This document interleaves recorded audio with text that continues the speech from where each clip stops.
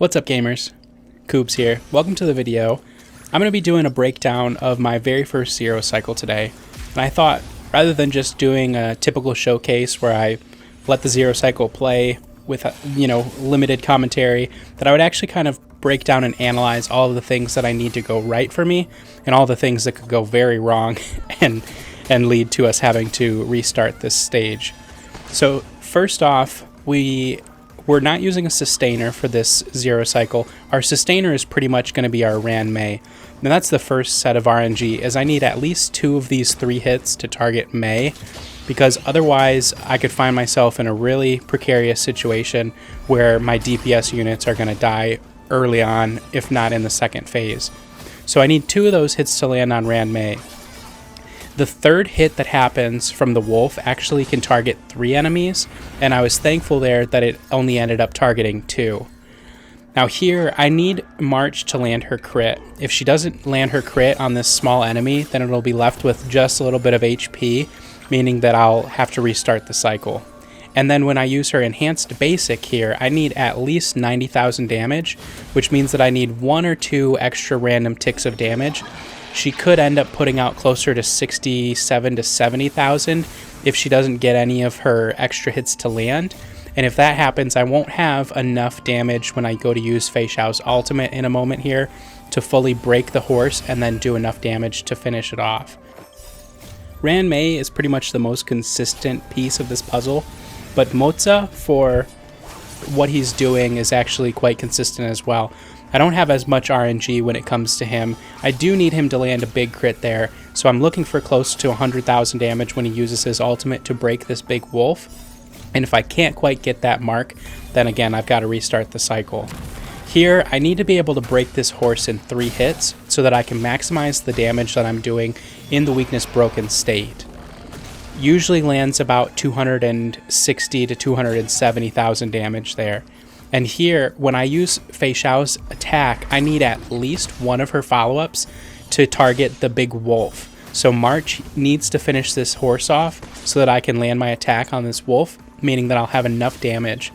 Now, another thing that could go wrong is if Feixiao misses her crits when she's doing her follow-up attacks. We actually missed one earlier, and that difference is about 15,000 damage, but thankfully, when the Plum procs, we're able to get that extra damage that we need to finish off that wolf.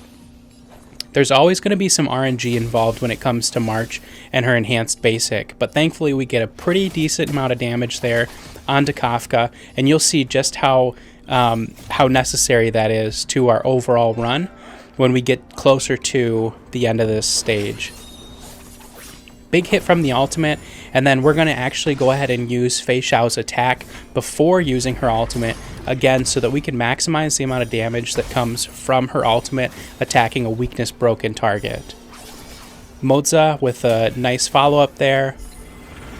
And then here, when I use Feixiao's ultimate, I've actually got a second one already loaded up. And I'm not exactly sure how consistent it is, but typically Moze will get his ultimate to activate after this follow-up attack here. So I could have used that in the middle and then done Feixiao's, so kind of like a sandwich, Feixiao, Moze, Feixiao.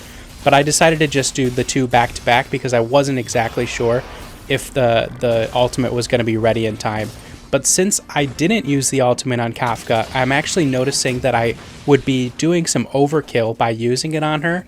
So what we're going to do is just a standard basic attack on Kafka. She's still at that 1 HP, but remember, we're going to get that Plum to proc. So that's going to do the extra damage that we need. And here we've got a big hit from March on her enhanced basic, followed up by Moze's ultimate. And this is going to break the wolf and again do a bunch of damage for us. Or actually, sorry, that's not going to break the wolf. That's going to break the wolf. Now, something else happened that's very important that I don't want to gloss over, but the wolf, when he does his second attack, that can actually hit 3 of my characters. So if he had targeted Mei or if he had targeted Feixiao, the run would have been completely blown. We would have had to start over. Thankfully, he targeted March, which meant that the damage went to March and to Ruan, and we're able to avoid having to restart. A nice skill here from Moze. We would have enough if we didn't have Feixiao's ultimate ready. We would have had enough to proc March's ultimate after her basic attack, So we would have had the damage that we need to clear the wolf there. But again, you could maybe see throughout that all of the different pieces that have to fall into play for us to be successful with that zero cycle. I attempted this probably, gosh, maybe 50 times, and I was able to zero cycle it about 10 times, maybe closer to 12. So there is some consistency to it. It's not like this is just a random one-off lucky zero cycle that I was able to pull off. Once I did it once, I went back in to make sure that it wasn't just a fluke and that it was something that I could replicate. And overall, I was really kind of surprised with how much really had to go my way for that to be successful. A big part of this whole showcase is that my Ranmei is E2 with her signature light cone, and she's just providing such a boon of support to the entire team. With her E2, she allows the team to do more damage when the enemy is weakness broken, and the fact that her ultimate is on the enemies is slowing them down from being able to take their turn once they've been broken is really helping out. I wanted to show there just a little glimpse of what March is capable of. She never quite got up to that level of damage, but that was 157 or so thousand damage that she's able to do with her enhanced basic attack.